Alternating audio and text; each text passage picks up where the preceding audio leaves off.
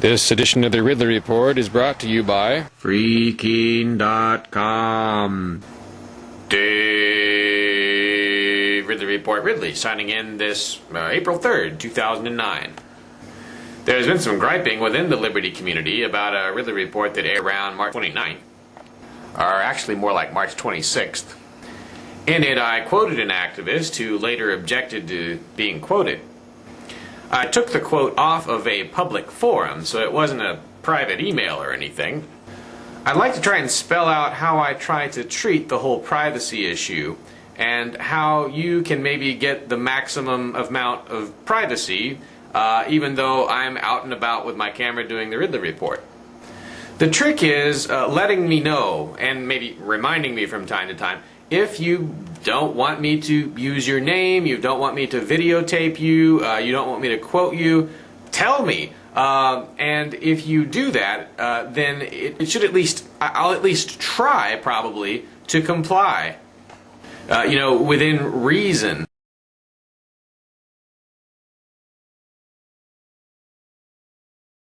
However, I would urge you, don't let me forget, because it's going to be hard as we have a bigger and bigger movement. There are going to be more and more people that don't want to be videotaped. There are only a few right now, but there will be more as time goes on, and it's going to be hard for me to keep track of who wants me to do what and not that.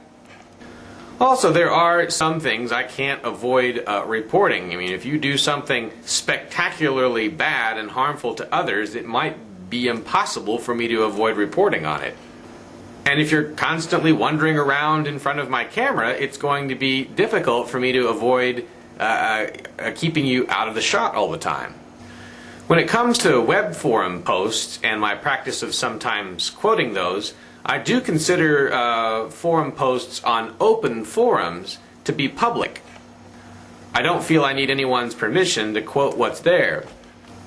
But again, if you let me know in advance, hey Dave, please don't quote me, please don't give my name, that kind of thing, I should be able to comply with that request. Up to a point. Again, it's hard to remember who wants what. I can do my best. And also, if you say something that is extremely explosive, or if you do something or say something harmful, I might not be able to avoid talking about it. There's a third issue of concern that has come up, and that is the likelihood that sooner or later authorities will use one of my videos as evidence to try and arrest somebody.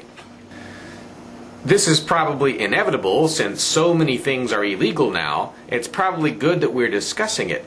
And you should keep in mind, if you're going to be prominent in any sort of fashion in the Liberty movement, if you're going to be on camera, if you're going to be doing things out and about as we do our liberty activism, that is a possibility. There is always risk being associated with the freedom movement in an unfree country.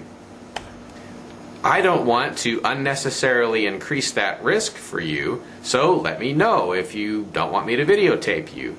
And just exercise some judgment in what you do while we're out doing our public things. It's probably healthy for people to, within the Liberty movement, to treat me a little bit more each year as though I were a mainstream reporter, because to some extent, there's nothing, you can only be so mainstream while you're saying Freaking.com. But I'm basically aiming in that direction in the sense that I want a larger audience like the mainstream media has. I'm interviewing both sides of the story in many cases like the mainstream media does. And I need just a little bit of independence from the movers and shakers in my community, just like a mainstream paper needs a little bit of independence from the movers and shakers in its town. It's always going to be a limited sort of independence for both the mainstream media and me, but what there is very important to maintain.